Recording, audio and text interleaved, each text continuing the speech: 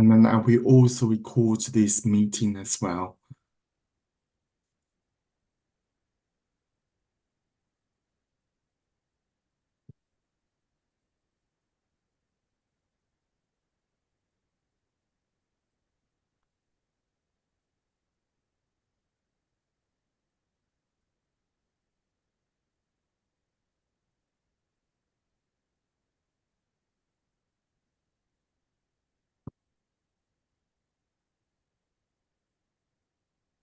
Okay, good afternoon, everybody. Welcome to the At Shoe Dietetics live chat series. My name is Long Lee, and I am a senior lecturer in dietetics at Sheffield Hallam University and the host for this live chat series, where we feature a series of topics of different clinical and educational topics, and um, also with esteemed dietitians, nutritionists, and other healthcare professionals. And today we are going to talk about Ramadan and especially how it can be relevant to the nutrition and dietetic professionals. I'm so glad we've got a really wonderful panel with me this afternoon. And I must say, we also have participants from all over the world. And obviously, this is from Sheffield Hallam University, but we also have students from other universities in England as well as Ireland and other countries. So welcome everybody. And this live chat is streaming and broadcasting on YouTube as well. So for people who are on YouTube, welcome and to this live chat. And let me introduce my panel, my guest. So on my bottom left-hand corner is Nusrat and Kausar. So Nusrat is an award-winning dietitian, and she's the clinical director of primary care dietitians, where she supports dietitians working in different PCNs across England. And Nusrat is also a director of NutriBites, where she has a keen interest in reducing health inequalities in the UK through patient and HCP education. Nusrat is an advocate for the profession and a part of the British Dietetic Association, England Board, and the BDA Sport and Exercise Nutrition Register Board. She is the chair of the BDA Sports and Exercise Diabetes subgroup. As part of the group, she's the host of the Type 1's Talk Sports podcast, which I believe you can either find on Spotify and podcast as well. And Nasrat is also a specialist visiting lecturer at Sheffield Hallam University and contributes to the teaching of our dietetic students. And I must say, this year is actually the 10-year anniversary of me knowing Nasrat, and we actually started to work together in 2014 for the BDA Yorkshire branch, and then we've become really close friends since then, have worked on different projects, and it's really, really a privilege to work with Nasrat actually. And one question that I regularly ask Nasrat is, I don't know how you have so much energy and so energetic, because I feel you're constantly working, but also you're constantly exercising as well, doing different type of exercise and volunteering. So I really admire you for that, Nasrat. On Thank my you. bottom right-hand corner is Fareeha J. And Fareeha is also an award-winning dietitian who has worked as a diabetes specialist for the past 6 years. She's a freelance dietitian with a special interest in South Asian diets and provides specialist advice to South Asians across the globe. She is highly passionate about providing the best available nutrition advice to people with a South Asian background, which is what led her to develop the South Asian Eat Well Guide, which I believe many of you have seen, and we regularly use it in our teaching, that South Asian Eat Well Guide. She also wants to empower South Asian women on their health, build awareness around women's health conditions, and bring them to the forefront of discussion. Fareeha has a social media following from over 99 countries across the globe. She has built up a following of more than 700,000 on all social media platforms. I mean, That is impressive, Fareeha, and you must let me know how you do that, because one of my aims is always I say I want to become an influencer, and one of the things is I need followers, so I must you must tell me of what your secrets are, Fareeha, and I have the pleasure to actually meet Fareeha in person last year in Birmingham for the BDA Awards, where both of us were nominated for the BDA Social Media Influencer of the Year. And so that was a fun night, wasn't it, Faria? So thank you so much for joining us today. And then on my right, I need to think which hand is this one. On my right hand corner is Zakia Abdul Haq. So, Zakia is our second year dietetic student at Sheffield Hallam University. Her cultural background is Ghanaian from West Africa. She has been living with a family in England since 2009. Prior to relocating to the UK, she worked for over 5 years as a nutrition officer in Ghana and on public health projects both in Ghana and in collaboration with other researchers from other African countries, the UK and Europe. She actually completed her PhD in public health in the UK as well. And I had a chat with Zakia last week, and that was so impressive, her journey, really. And I feel really I should have a separate live chat with you, Zakia, because it was just impressive and the amount of experiences you had, and that's inspiring. And on my left-hand corner, and last but not least, is Manaal Said.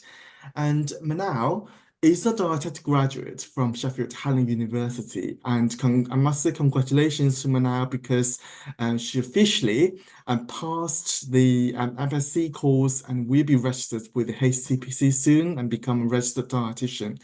And she's already secured a job in Birmingham. So I'm sure you look forward to your new job, Manaal. And so Manaal is actually Indian, but Dubai is where she calls home. And being raised in this dynamic city has enriched her cultural aware experiences and shaped her outlook on life. She has a keen eye for capturing moments and loves taking pictures, especially where exploring cozy cafes and enjoying leisurely walks. Her vision moving forward in her career is to integrate her dietetic knowledge with the guiding principles of her faith, nurturing a holistic approach to health and wellness that honors both physical well-being and spiritual nourishment.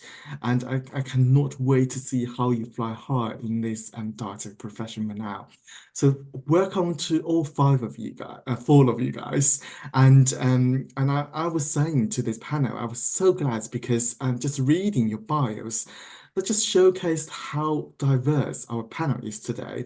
I mean, all of you share the same faith, but obviously you come from different countries and different cultural background, and I think that's really good where we can really talk about this topic from different angles. So I'm really glad and hope our people who are watching this live chat will find this as well. Now, without further ado, so today's topic is Ramadan, and we're going to explore Ramadan from a nutritional point of view. And my first question, or my first for all of you guys is, can you explain the significance of Ramadan in the Islamic faith? I mean, it's month time, so it's not short, it's actually quite long. Why is it significant? Why we talk about Ramadan all the time every year? And if we can start with you, Nusrat. Oh, thank you for the introductions, Long. Very exciting. And yes, can't believe it's been 10 years. So yeah, no, in terms of Ramadan, it's quite a significant month. So it's the 9th month in the Islamic calendar, but it's really important for Muslims across the globe. In terms of one of the first reasons was the Quran, so our holy book, which is based upon all our followings and everything we do, and is the way of living for us, was revealed to the Prophet Muhammad, peace be upon him, in Ramadan. So that's one of the key reasons it's quite an important month. That was also the month where fasting was introduced, and fasting is also one of the 5 pillars of Islam. So there's 5 pillars to following in being a good Muslim, and as part of that, one of them is Ramadan. So fasting in Ramadan. And then the last bit is also, it just helps increase your devotion to the Muslim faith. So it's a key time to remove food and remove all the sort of worldly things that you might focus on, to allow you to just focus on your faith and find yourself and find God again and sort of reconnect with your faith. So it's quite an important month. And obviously fasting, taking that food away, can have lots of implications in the current, climate of work, your food, your nutrition, and various other things. But Islamically, it's a really important month for us. What do others think? Is there any other things? Yeah, Fareeha and Yeah, or yeah, Nusrat said it all. So yeah, the significance of Ramadan is that, because I think for Muslims, yeah, when we think of Ramadan, we're usually thinking about abstaining from food and not drinking, but there is so much more. There's the spiritual aspect to it. It is the time when I think it's a time of repentance as well, and reflection. So reflect what you've been doing all year and how you can, what were the faults and how you can improve yourself. So not just focusing on that. So am I a good person? And also, if you're fasting, you can also understand that what people around the world, what's happening as far as, when there is hunger, thirst. So just relating yourself to the other people of the world as well. So there's much more than not eating and drinking. Yeah, and I think that's quite important for people to know. It's not just a month of fasting, really, and fasting is just a way for people to focus, as you said, and that's right, to focus on the faith and the religion, and for people to really to reflect on different aspects of life, I guess. And is there anything, Zaki or Manal, you want to add for this question? Yeah, I thought I'd share this like fact. So the word Ramadan is derived from the word Ramad, and essentially Ramad means burning, so like intense heat. And so essentially that means Ramadan is a month of burning away your sins so that you are in a state of repentance, of reflection, and that allows you to kind of sit back and kind of look at how you are and where you want to get spiritually. It makes you feel grateful for the things you have, and it's just kind of like starting anew in that sense. So just wanted to share that. Yeah, yeah, absolutely. And Zakia, anything? Yeah, I think my colleagues have said it all. So not only is eating restricted, but our sight, the hearing, the tongue, and the mind are all under strict control.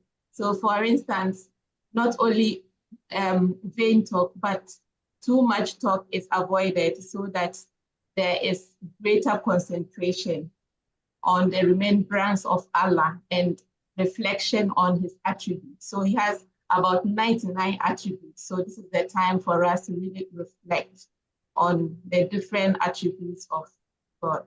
Yeah, and the word reflection has been mentioned quite a few times by you guys, and I think it's quite important, isn't it? And probably all of you have mentioned, fasting or restraining from food during this month's time. So, what is actually the fasting rules for Ramadan, including the main meals in Ramadan? Anyone would like to? So I'll start, and then you all can chip in. The main rule is we're not eating anything from right just before sunset till no, sunrise, just before sunrise till sunset. So that's the time period. We're not eating or drinking anything or smoking or chewing gum. So thinking about anything which is going into your mouth. So you have to be mindful of that. um uh, Usually when we are fasting, there is this belief that you can drink. So that is something which you have to be really mindful, that nothing has to go into your mouth when you are fasting. That's the major rule. Apart from that, this is how, when I speak to my children as well, it's not just when you the fast of your mouth, but the words which come out of your mouth, nice words, being nice, being kind, not using the bad language. This is how it's supposed to be. Can't think of anything else. If anyone else can please chip in as well. I mean, that's very interesting. And I guess, like, in a medical term, if you document, probably it's near by mouth, isn't it? It's like during the day. And I didn't know that even, words coming out of your mouth has Yes. to be kind words. I mean, I guess probably all year round, all words coming out from my mouth should you really be kind, shouldn't it? Exactly. But Yeah. particularly during that month time and where people are reflecting on themselves. So yeah, anything else people like to add in? It also includes medications. So I think, coming from a clinical background, if you're thinking about your patients, they won't be able to take any medications in that time either, including, I think you can have subcutaneous injections, but if someone was on like insulin, for example, ideally they would need to take that, when before the fast or after the fast. So for people with diabetes, they may need to think about how they would manage, or anyone with a long-term condition taking multiple medicines.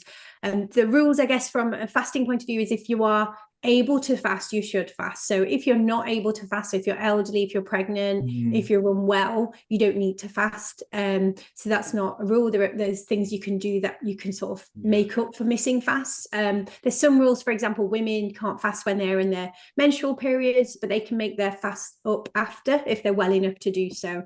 So there's sometimes a rule that as an imposed thing that people feel like they want to fast because it's such a nice month, it's such a great month to collect like really good benefits. You want all those good points on your books, and the more you do in Ramadan, the more points you sort of get for being a good Muslim. So more people want to fast. So often, it's a choice whether you do fast or not. So I do find that can be sometimes an internal struggle, but there are set rules, that if you are unwell and you're not safe to, so that is definitely something as well. And any other people who are exempt from fasting then? So people with any type of health condition. So just like Nusrat said, we're thinking about diabetes, we're thinking about people with renal conditions, we're thinking about people with eating disorders. So not necessarily if you cannot see a certain condition, that doesn't mean that you do not have that health condition. And the list can go on and on. It depends on how, even when we're talking about diabetes, what stage of diabetes you are in. And then, speaking to your health professionals, whether you are in that position to fast or not fast, but remembering that yes, thinking over that yes, these are the health conditions, and yes, we can be exempt, and not being stressed about this that we have to fast. And I think there is this thin line between religion and culture which comes up here. It's more of a cultural burden that I have to fast, rather than I have to fast because of my connection with God, or because this is part of my religion. Definitely, that's such a good point. And we'll come back to that medical point later on as well. Also, children just to add, children, if you're before puberty, don't need to fast. So that's not a rule that, everyone from birth. So it's anyone who sort of hit puberty needs to fast. And then also pregnant women don't have to fast, or breastfeeding women don't have to either. So there are some other like rules, but generally those are the big ones. Yeah. And even if someone is on a journey, because the burden of journeying, you are exempted from fasting. You can make it up later when you arrive at your destination.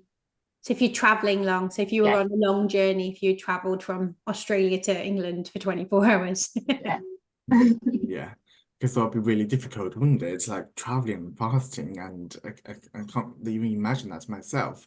Now, obviously you mentioned about, it's fasting during the day, and I just noticed actually the Ramadan starts quite early this year compared to last year. It starts on Sunday, this year, isn't it? From the 10th of March for, is it until the 9th of April or 10th of April? 9th of April. And because last year it started on 23rd of March. So then I guess because we're still in sort of winter time, and then that means the daytime is shorter. So it starts earlier this year, but the daytime is shorter, which means the fasting period would be slightly shorter than last year, wouldn't it? Yes, and I calculated, I think last 10 fasts, the clock will change. So the fasts will become longer again. So like initially it will start around, the sunset will be around 6:30, 6:35, but then it will turn to 7:35 and 7:40. So then that will start becoming later then. As well, yeah. But I think initially it would be slightly shorter, but then it will become longer. Yeah, we get used to it then. Yeah. Right. Okay. So, as I said, obviously, all of our panel members, the four of you guys, you come from very different background, and so are there any differences in terms of dietary practices during Ramadan in the countries you originate from? Um, shall we start actually with you, Zakia? Yeah, okay. So in the teaching of the Holy Prophet Muhammad sallallahu alaihi wasallam, he quoted that when one is fasting, you should break your fast with dates. So yeah, but if you cannot find dates, then use water, and water is purifying. So in Ghana, most Muslims serve dates on their iftari table and also at the mosques to keep this tradition because dates provide a burst of energy after fasting. And so in addition to this, Ghanaians, we have different traditional drinks and then beverages to break the fasting. So these include millet and corn-based cold drinks and hot porridges. For example, during iftar, most people drink cold mash fanti kinky and then millet porridge with kose. So kose is known as a kind of bean cake that people add to these beverages, and it's very nutritious. It is also a tradition in Ghana to break fast with seasonal fruits. So we have fruits like watermelon and mangoes, fresh coconut water, pawpaw, pineapples, bananas, guava.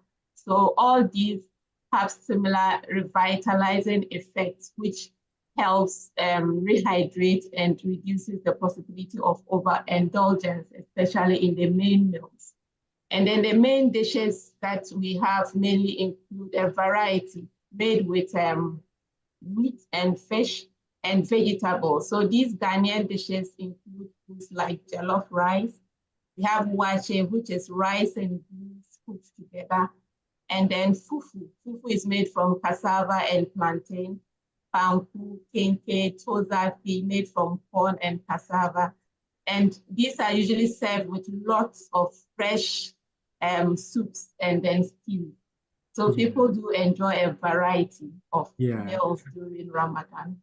And it's very based on the sort of the cultural food, isn't it? Rather than, Yeah. I think you mentioned about, breaking a fast with 3 dates and no, not 3 days, sorry, dates and water.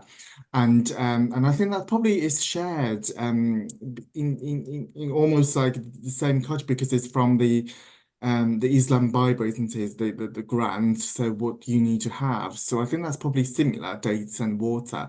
But then you also mentioned about different cultural foods, and that's very, very interesting, Zakia. And obviously you've moved to England since 2009. Do you think things have changed for you?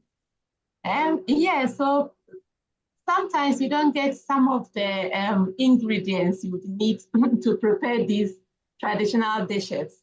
But we have African shops. At times you get some of them, but not everything. But we do make adaptations to cook these foods we enjoy most, especially the fufu. You are not able to get the very fresh cassava and plantain to pound it the way they would do it in Ghana. But then we are able to get and mix it in the powder and also have similar foods here that we eat. Yeah. Thinking of all the ways you can to adapt and Yeah. yeah. Good. And Manal, and obviously you did your undergraduate in India and then you grew up in Dubai and then you studied your dietetics in England. So you've actually lived in quite different countries and it's quite interesting to hear from you actually to say what's the difference in terms of dietary practices then? So like Zakia said, generally everyone across the globe shares the same faith, break their fast with dates and water, that stays the same. I would say there's a lot of similarity than differences. So you'd see a lot of like rice-based dishes, a lot of meats, things like that. But I guess it depends on like culturally what your practices are. If you come from a family that tends to have a lot of dishes or a small set of dishes and how you go about as a family.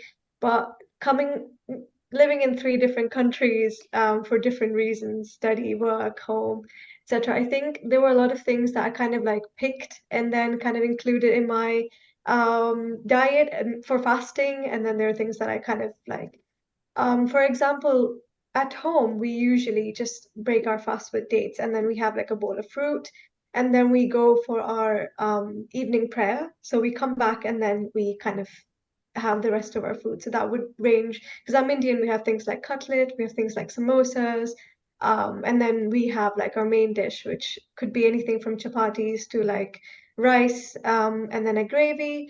And I find that that still stays the same in Middle Eastern food because they also have things like sambosa, and then like majboos, lamb rice, things like that. So it kind of still stays the same, but I guess it's the spices and techniques that you use. And then they also have this added element of soups, which I think is really good for hydration. Mm. So yeah, I think that's pretty much what I've seen and Yeah, experienced so yeah. far. So again, it's quite based on, the local sort of dietary habits, doesn't it? And if we come to you, Fareeha, um, Before I start, I must say that, Zakia, I'm really impressed with how the fasts are open, how healthy it is. Because again, we're talking about differences of culture here. Yes, all Muslims will open their fast with dates, but then again, the cultural differences I think are really clear over here. Because coming from a Pakistani origin, and I do a lot of consultations with people from the Pakistani background. Just today morning, two of my consultations were people were asking about how to adapt a healthy Ramadan in this year. And the basic cultural difference is that fried food is part of Pakistani culture. And pakoras is something which are the bhajis. And if I ask my patients, not clients, not to have them, they curse me. They are literally angry that why is she asking me not to have fried food. So there's this big difference when Manal, you were talking about soups, and Zakia, you were talking about fruit and all. It's completely different. But then again, just like Manal said, that it's really every person, every family will be different. So some families would have an elaborate iftar, while the others will have, one dish, but that will be fried. They will, after the dates, they'll have something fried, then they'll say their prayers, and then they'll have the main meal. It's really different for each family, but I would say the focus for people from the Pakistani origin is fried food and extremely sweet food as part of the desserts are concerned. And in usual days, probably desserts won't be made every day, but in Ramadan, desserts is a must. High sugary, high fatty desserts.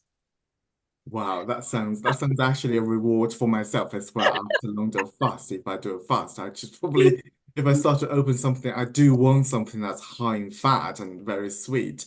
And then Fareeha, you mentioned, your clients and got angry when you ask them not to have this or have this. What would your reaction be?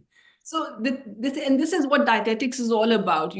We have to adjust our advice according to their needs and preferences as well. I can say that stop having pakoras, don't have them. Will they listen to me? So we with them, I decide that okay, like the lady this morning to whom I was having consultation, we decided that she will be having two pakoras at every iftar and no more than that. So that was something which we decided upon. If I had said that don't have it or you can't have it, that would have never been a positive approach, No, because no. she's fasting. That's her reward at the end Yeah. of the day.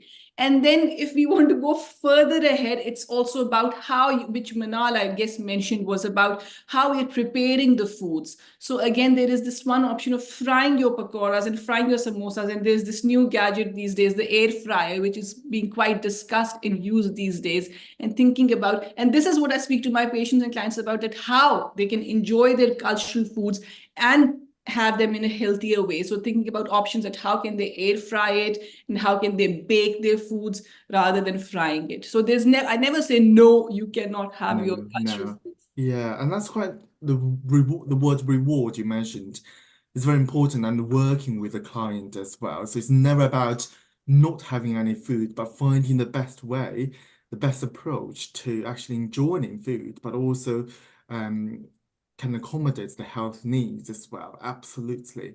Anything you'd like to add there, Nusrat? No, I think the Fareeha covered the Pakistani culture quite well there. I was going to say, similar to what Zakia said, it's usually, really nice tropical fruits. If it's in the summer, obviously in the UK, you can get pretty much hold of anything. I was born in the UK into the Pakistani diet. And we're quite an odd family in the sense that we do try and really limit our fried foods to once a week. And we just have one main and some fruit. So it's just an odd one, but I think we're definitely the 10%, it's not everyone. But yeah, we'd normally have some fruit juices that you would drink after the dates and the water. And then, yeah, your main meal is usually chapati or rice. And then, like Fareeha says, usually some milky dessert or some sweet dessert. But as I say, I think we are in the odd minority that we would tend to have just a normal, typical day and then sort of limit our pakoras and samosas to once a week or, some chicken meat or something. But that's not the norm, I would say. But as Fareeha says, I think it's quite culturally, our foods are quite rich. I know in Dubai and the Arabic foods, it's really nice to see you get a lot more rice, a lot more meat or chicken, fish, don't you? That's quite a bit healthier. But I think fruit is commonly eaten and fruit juice drinks. And in the UK, I think more people have moved towards the sugar-free. So I think that's nice because I think more and more before people would have lots of sugary drinks, which aren't very useful, the fizzy drinks. I think having a movement towards the zero added and sugar-free versions with the new rules has been quite good. But like I say, I think I am in the odd minority, but for the Pakistani culture in the UK. Thanks. But that just shows, even from the same culture, it could be different, couldn't it? Depends on each household. And that's exactly how dietitians work with different individual and adapt to their own need. And I think that just highlights the importance of that. And I was saying to Nasrat and Fareeha before we started the chat is I want to try to fast this year. But I did try fasting before, those intermittent fasting. And I do find it really hard and challenging, and I become really hungry, and I just find it hard to do everything. Now you guys need to do it for a whole month, and I just wondered how you carry on, working during Ramadan, and how do you normally feel, and what should I consider if I work with colleagues and students who observe Ramadan? Okay, so I'll start. Yes. Yeah. So again, it comes down to it's very personal. Every person is different. With me, I find Ramadan extremely challenging. I mourn a lot. I'm not a happy person at all. And I think for me, it is the sleep side of it because the sleep disruption, I feel really sleepy. I think hunger is not an issue. It's the tiredness, it's the lethargy. Probably because although you're not feeling hungry as in you're really hungry, but because you've not eaten, you feel really tired, sleepy, lethargic, especially you can't even drink as well. So that's the main, I think for me, that's really central. But as a colleague, just being mindful, that just being understanding towards if you know that your colleague is fasting, and I remember last year when I was in a meeting, I couldn't get my words, like I couldn't form sentences, and then they decided that okay, I'll keep quiet and I'll just make notes. So something like this, when you know that your colleague is fasting, being more understanding towards them, and perhaps they might not understand something which you're saying to them, and repeat or be patient with them would be the way forward, I guess. Be patient with them, definitely. So even when I feel very exhausting and my brain couldn't function very well. So definitely, and during Ramadan, if your colleagues are observing Ramadan, and I guess definitely be more understanding, yeah. And Nasrat, anything? Yeah, I'm the same. I mean, I worked on the wards for about 10 to 12 years, and it's really hard. You're walking around a lot. There's a lot of concentration. There's a lot of intensity. And often you have to start in the morning. And I'm not a morning person. So if you've woken up for the morning to then get up to go to work for the morning, it really doesn't work. So I'm probably not as moany as Fareeha. I'm quite a happy person. So I think usually no hungry I don't get, but it is the sleep and the lack of sleep. So I think for me, having like a regular nap or having some time where I can just even rest, where I'm not, during the lunch, if you're not eating, at least to get a little bit of a rest. In terms of colleagues and what you can do, just being sensitive to people who are fasting, because you may not, I obviously look like I'm a Muslim, but there might be someone who actually doesn't look like they're Muslim and they're fasting. So just being open that people might be fasting that you might not be aware of. Sometimes people aren't very open about the fact that they're Muslim, and they might be. Otherwise, just being aware that if someone is fasting in the office, they may not be fasting, they may be Muslim, but they may not be fasting for other reasons that we've already talked about. So just being sensitive to that. And when I was working, always people be like, oh, sorry, you're fasting, I shouldn't eat in front of you. But that almost makes me feel bad, because then I don't, it's fine. I'm absolutely used to eating and drinking. So it's more just if people keep asking me, like, do you want a drink? Oh, sorry, fasting. So actually, yeah, just being mindful if they just practice the week before, maybe not to offer a drink or offer a snack if they know their colleague's going to be fasting. And if they're going to eat and drink, just go ahead. You don't need to feel guilty. It's not a problem. Most of us have been fasting from a young age. It's just maybe being mindful not to have loads of beautiful snacks and cakes. Maybe just that can go away. But if you're just having Here's the temptation. yeah. You don't need to be in my face with it, but yeah, carry on eating. It's fine. And then just if you feel your colleagues need some time, or if they look a bit tired. For me, what worked really nicely was just having a flexibility of working. So often the department let me come in half an hour later and finish half an hour earlier. And that was useful when I was driving, because if I got stuck in traffic, it just, you're so tired and you're sleepy and it's just the worst thing ever. And then obviously if you've got a little bit of a flex in the morning where you can come in a bit later, for me that worked really well. So I guess it's just speaking to your colleagues, and if you're a manager, thinking about what would work for them. Do you need breaks? And maybe meetings as well. It's common in dietetics to have lots of fuddles and get together, so maybe not have as many fuddles, or if there is meetings where they're around the lunchtime, try not to, because if people are going to be praying, and trying to make sure they're doing that. So just having to think about those sorts of things from a manager. I think that's what would be important to me. One of the things you just mentioned, I think is quite important, is, some colleagues who observe this faith, probably they aren't fasting for different reasons. And just because they are eating during Ramadan does not mean, they are not good sort of Muslims, or they are not observing these rules. And I think we need to respect that as well. And, because things you probably don't see of why they're not fasting, and they don't have to tell you, to be honest. And it's not really in your place to judge them whether or not they are fasting or not, but be understanding, definitely. And what about students then, Zaki and Manal? If the students, they are, doing university, but or on placement, what kind of things we need to know?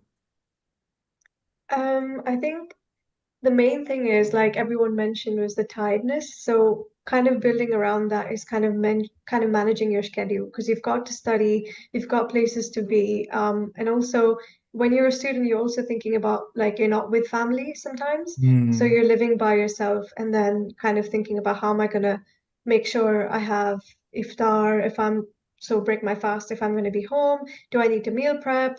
Things like that, and also finances. So there's a lot of things. And sometimes, as a student, you go and you have, especially dietetic students, you are, in the lab cooking food, or you have things to try. So I think in that sense, you kind of will miss out on things. But on the general side is thinking of, how should I best prepare myself so that I'm not, like, kind of, tired, or not hungry, or like don't have anything to eat. I remember, like, in few years ago, like in my undergrad, I did my internship in Dubai just independently. Um, and that was during a fast, during Ramadan. And they had me placed in the catering and the kitchen unit.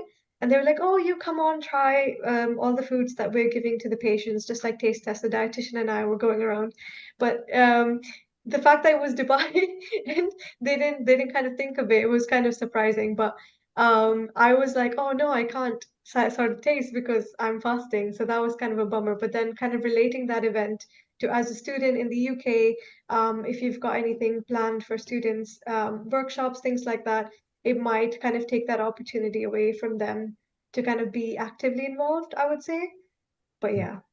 But in Yeah. Dubai, just to say that the working times are different. So like you'd have, office workers come in at least 1 to 2 hours early than they normally do, in schools half time. So yeah. Yeah, That and helps. definitely. And I also say Manaal is currently in Dubai and it's broadcasting from Dubai, and we're fully international today, aren't we?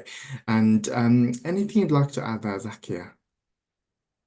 Yeah, so this one is a bit personal. So I have found that usually when I'm able to take the pre-dawn meal as a very balanced diet, I'm able to go through the day a bit not very tired as compared to if I don't eat a very good diet for the pre-dawn meal. So yeah, it's just trying to plan ahead, get things, maybe your menus or your meal plans ahead of time so that you can have a balanced diet for Yeah. the pre-dawn meal. It's usually, I find it very helpful to have that, and it helps throughout the day.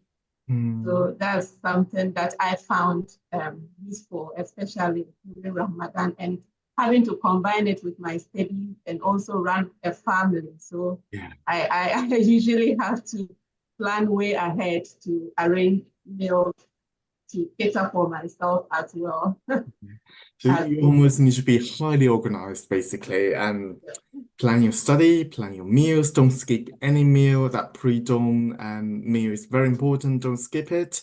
And yeah, and be very organized, basically, with your study. Now, you guys mentioned a lot of, food, from a food point of view, and obviously hydration is very important, in the same time. So obviously we can't drink anything during the day. So how can we make sure we're better hydrated then during the day without drinking anything? It is really hard. Then again, I keep going back to my clients and patients, the advice which I've been giving them. It's coming in my head now. But I think it's not easy. It's very hard. But just thinking that it's not just the water which is hydrating you. The important thing over here is like obviously if you're having juices, your fruit, even your vegetables, if you're having your lettuce and cucumbers, they will provide you with hydration. And Manal was talking about soups and all. So soup is something which can also hydrate you. So not just being focused on the water side of it, that oh, I have to have this many glasses because I have to keep myself hydrated. As far as thinking that how I can manage my water intake, um, I was just explaining to one of my patients this, like for instance, if you're doing your suhoor, uh, you wake up for your suhoor, you've put an alarm 4 o'clock or half three or whatever, put a glass of water next to your next to your bed. The first thing you do is have that glass of water. Yeah. Then you go to the kitchen, you're preparing. In our case, we're preparing for our children and our husbands and everyone. So it's like it takes ages. So if you're preparing, then again, during the preparation, you have that one more glass. Yeah. Then you have whatever you're eating. And then just before the adhan, you have your last third glass. So it is very difficult. You end up going to the loo again and again. So and also to make sure that not having all of it in one go and taking small sips, and there's not much time as well to have it in such slow speed. But this is the pattern which I always explain, and this is how you can get 3 glasses in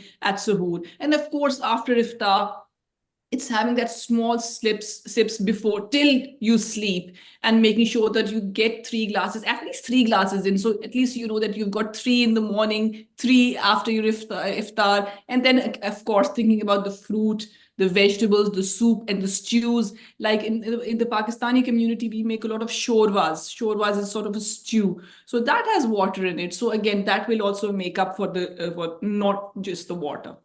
Yeah, make sure that fruit, vegetables, water, and all sort of foods that contains good fluid and content in it that all contribute to it. Anything else any of you would like to add to this one?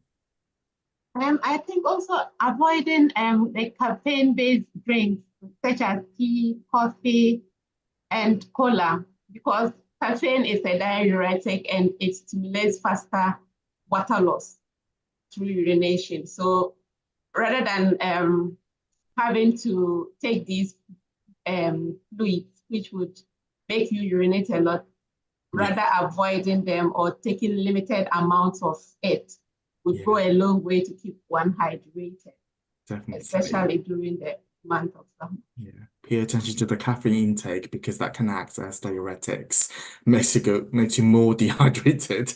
Um, And Nusrat? Yeah, same. And then, in the Asian culture, particularly Southeast Asian, we drink a lot of sugary drinks. And again, they're never helpful. So again, just trying to drink water. And if it is a really warm country and you're drinking there, I mean, obviously we're in the winter in the England, so it's all right, but maybe adding a bit of salts and electrolytes to foods, which you can get obviously from all the foods already talked about. Especially soups and foods, but it might be that sometimes if you've been quite active or if you are doing a bit more sports or something during the day, then at least if you've added those electrolytes and salts, you're going to make sure to not have any issues and dehydrate. Okay.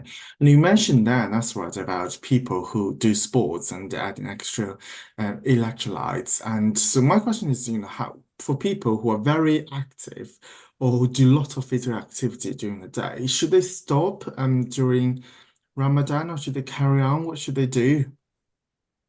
So I guess it depends. I guess if it's like an elite athlete, they're probably not going to want to slow their training down. And I think from studies I've seen in the past, if you're an elite athlete, it's unlikely that you're going to gain muscle or gain too much, but you will maintain. So because they're still eating. So I think it's about making sure you do have, as discussed, like the sahur meal, making sure that's balanced and healthy. So I know we've not really talked about food as much, but ideally a really healthy meal would have the proteins in, would have some vegetables, salads and whole grain, slow releasing carbohydrates in the meal. So sort of a quarter portion. So that, and then as an athlete, you may want to make sure you definitely have your iftar meal, and then you may end up having either one or two smaller snack meals before the next, so in the non-fasting period after iftar, so the evening till late. And often people will read an evening prayer, which is quite long, so again they can drink plenty there or have protein and snacks. And if they want like a milkshake drink or something protein based, which is milk, it's often easier to drink liquids in Ramadan. So just making sure they're getting in those 3 or 4 meals and getting in their protein and carbohydrates in those additional times that they can eat. So it's thinking about that evening window, which sometimes does impact on sleep, because it might mean you're up till a bit later and then you're up again. So then it might be, if they're an athlete and they're training and they're doing a lot, they may need to have time in their day to rest and nap. If you're just the general healthy individuals, I mean, any of us, probably if you I work from home now, so I do sit more, but if you were walking around and doing lots of activity, hopefully if that's your normal part of your day, your body will have adjusted. So I would say, if anything you would normally do that you're happy to keep going. But if it does, if it's quite intense and you're doing lots of training, you may want to wait till either just after you've eaten or first thing in the morning, just after you've eaten. So you may want to shift the timings of the training or exercise you do. I still go to my sort of evening games and stuff because it's usually after I've eaten and I'm feeling quite energetic. But everyone's different. But it's about just maybe moving some of those fluids and foods and making sure you're still getting them in the period where you're not eating. Anyone think anything different or do anything different while I eat? Yeah, and I personally, I was just gonna say, I just carry a water bottle. I think that is just handy because when you go outside, whether you're for prayers or you have like an activity post iftar, you don't want to be in a position where you don't have water and you're just like, wait, I'll just get home and I'll have water sort of situation. So just carrying like a water bottle with you, that just encourages you to have the amount that you keep in it, and then just meet that requirement for water intake. but you can only drink during your in the evening, is that right? Yeah. Anything anyone else would like to add? The only thing which I would add to this is really well explained by Nusrat and Manaal, is that it all comes down to planning. Yeah. Plan it well. If you decide, and I think if writing it down or making a diary of it, if that works for you, do that and then follow that, and then you can easily do it. It won't be a problem. Again, organizational skills, everybody. It's very important for Ramadan as well. It's important for everything. But for Ramadan, you have to plan do quite a lot of things, especially to say, and Zakia, you've got a very busy family, don't you? So you have to plan because some of your children are not fasting, and then for some, and your husband is fasting, and some of your children are fasting. So you have to sort of adapt to what they're doing, and you have to cook for them, you have to do all type of things for them. So I think that's have to be very, very, very busy. I can't imagine of how busy you are during Ramadan time. Absolutely. Yeah, we actually have mentioned about medical issues earlier on about because you mentioned about diabetes, people who are in the hospital, and obviously people who are exempt from fasting, such as pregnant women, women who are breastfeeding, and the elderly, and or people who have acute unwellness, and people who are traveling long distance. I just want to ask about, in a sort of in a more structured way or in a summary, what are the fasting recommendations for people who have medical issues, such as those acute illness, diabetes, renal issues, or mental health issues you've mentioned, such as the eating disorder you mentioned, Fareeha, earlier on? And are there any potential health risks associated with fasting during Ramadan? And how can this be minimized? So of course there are risks, aren't there? If someone's got diabetes, they can get, and depends on the medication as well. And that's why Nusrat said that before, if you've got diabetes or any other health condition, it will be wise for you to speak to your healthcare professionals, to speak to your team. You might go ahead with your fasts, but probably they would tweak your medications and according to your routine.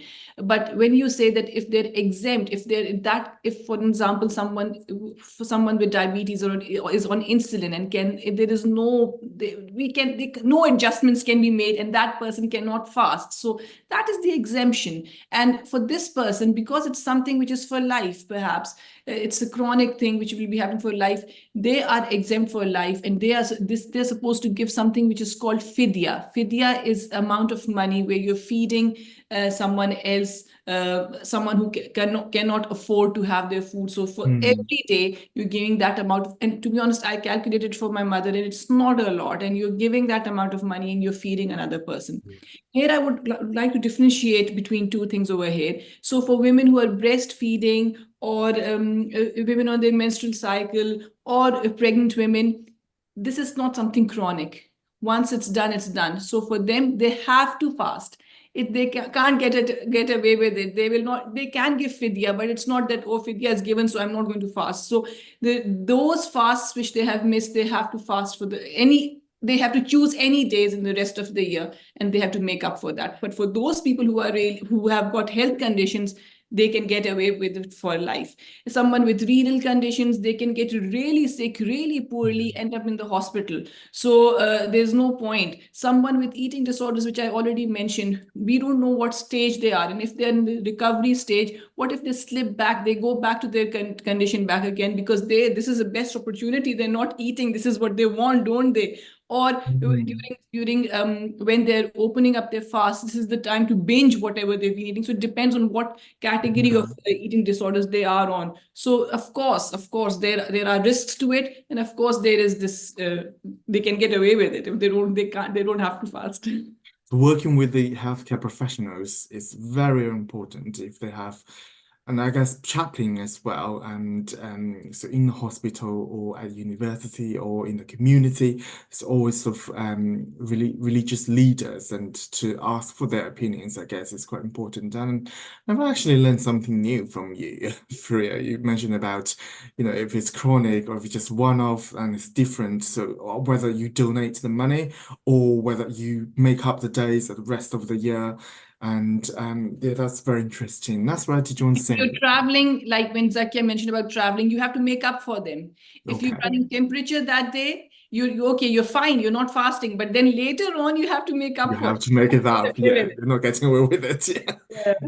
I was just going to add about the diabetes patients, because I guess that's my sort of special interest. But if you're type 1 or type 2, the risks of fasting obviously might depend on any of the macro issues you may have. So it might put you at risk. And then generally for type 1 and type 2, it'll be the hypos if they've either taken too much medications or not adjusted the medications to suit, or it might be hyperglycemia, obviously, if they're having high meals. So either one can put them at risk of being at risk of illness or needing to break their fast. So that's why it's really important, if someone does have diabetes, to really have a conversation a good 3 to 6 months with their healthcare professionals before, so they can sort of have that conversation and make adjustments and changes if needed. So often, January or December, 3 or 4 months before, in primary care, secondary care, doctors will start speaking to patients. It doesn't always happen. Sometimes people get missed. So if you know people with type 2 diabetes or type 1 that haven't spoken to a healthcare professional, it's worth getting them to speak to them, adjusting those medications, because they can be at risk. And then that would mean they'd have to break their fast, and breaking their fast is not nice, because then that has implications as well. Again, they would have to make up for that because you've broken the fast. So again, just as there's rules regarding making up fast, you'd have to make up fast for that as well. So and then interesting, we've not covered it, but often as part of Ramadan, it's a month of giving as well. So often a lot of people will give their so as part of the 5 pillars of Islam, there's something called zakat, which is giving money to the poor and feeding the poor and needy. So often in Ramadan, a lot of Muslims will give their donations for the year for that. So, and it's a significant amount, I think, gets given in Ramadan. So it's a month for reflection, but also giving. And as we've mentioned before about that, so I just thought I'd add that in there. Yeah, definitely. It's so helpful. And I guess obviously, if you think of Ramadan, obviously you don't eat anything during the day, and that's essentially intermittent fasting, isn't it?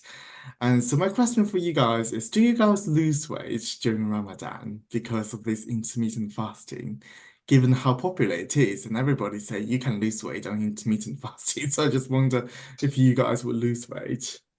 So I do. I always do. But then again, if you look at studies and researches, you'll find that, yes, people do lose weight. And you have seen studies that the lipid profiles also improve for some people.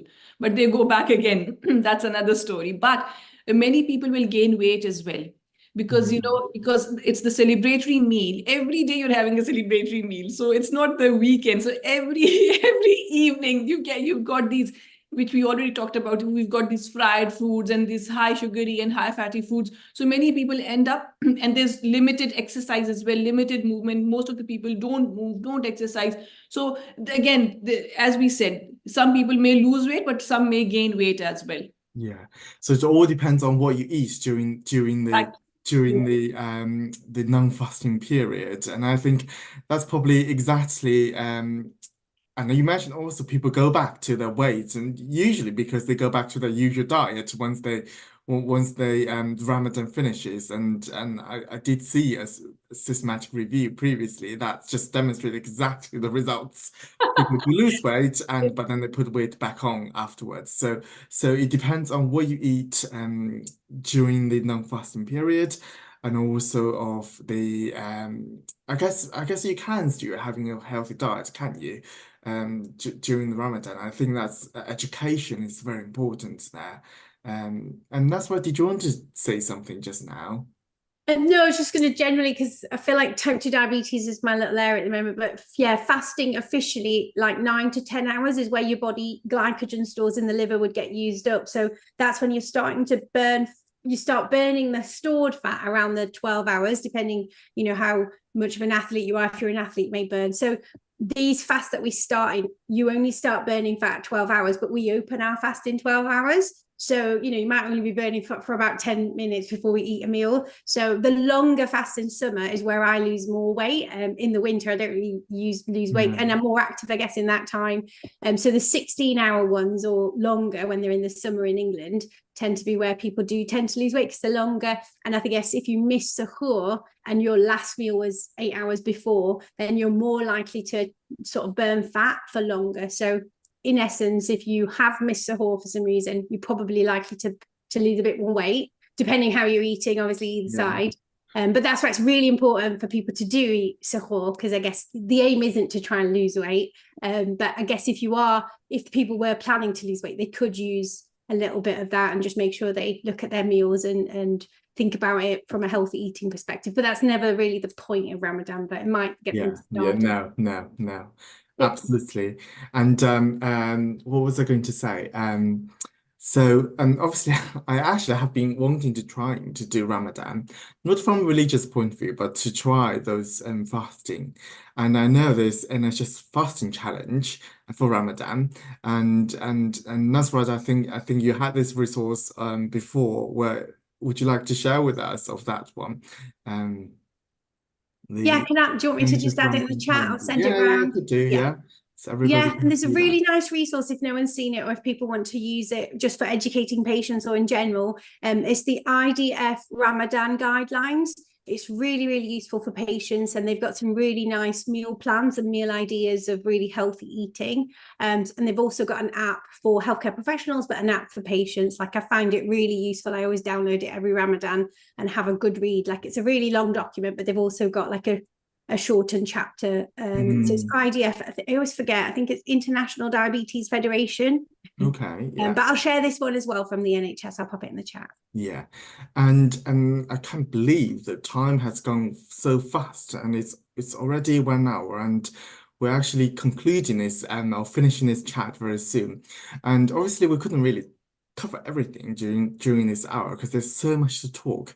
Now, if people want to read more, seeking guidance on dietary practices during this time, where can they find or which resources are available? And Nasra, thank you so much because you just shared some of the resources for us. And I don't know if any of you would like to share any other resource that people may find useful. I think what Nusrat has shared is brilliant. It's amazing. And apart from that, if you go to British Dietetic Association, they have done different blogs on it. If you go to British Nutrition Foundation, they have got quite a lot on it. Even the Diabetes UK have got for people with diabetes, or if you know, there's so much online. For British Heart Foundation have done a lot of stuff on it. So yeah, there's quite a lot there. Excellent. Okay, so and I think with the internet being so informative, and you can find very useful information, but do make sure that it's from a credible resource such as either the NHS or the British Dietetic Association, and another. I think you do need to have a critical mind, don't you? And if you're not sure, always check with your GP or with your healthcare professionals and that work with you. Okay. And yeah, so I can't believe it's the end of this chat. Any final advice for nutrition and dietetic professionals from you guys? Anything you'd like to share? I think in terms of like, just because we were discussing being organized and also not trying to overeat, just in terms of like Ramadan and food in general, I think it's important to like plan ahead of what you're gonna do after your iftar, because a lot of people just have food in front of them and that's all they have. So it's thinking about like not putting all of the dishes out at once, so that you might be tempted to take things from the table. And if you have activities planned in between, so like the prayer, so we've got that evening prayer, and then we've got the long prayers. If you're not doing prayers, you could just have some, reading the Quran time. So you're just doing things that are outside of eating that just makes you not overeat and also kind of get that benefit of observing Ramadan in that sense. I just wanted to add that point. Yeah, definitely. Anything else from any of you guys?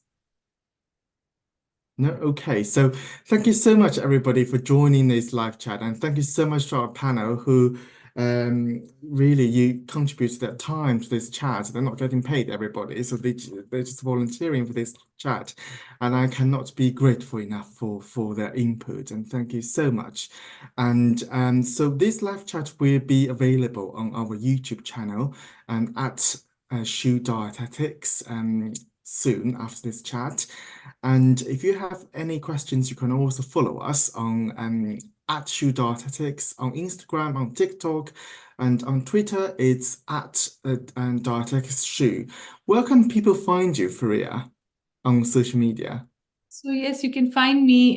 Just type in my name, Fareeha J. So you'll find me on Instagram, you'll find me on Facebook, LinkedIn, Twitter, and YouTube as well.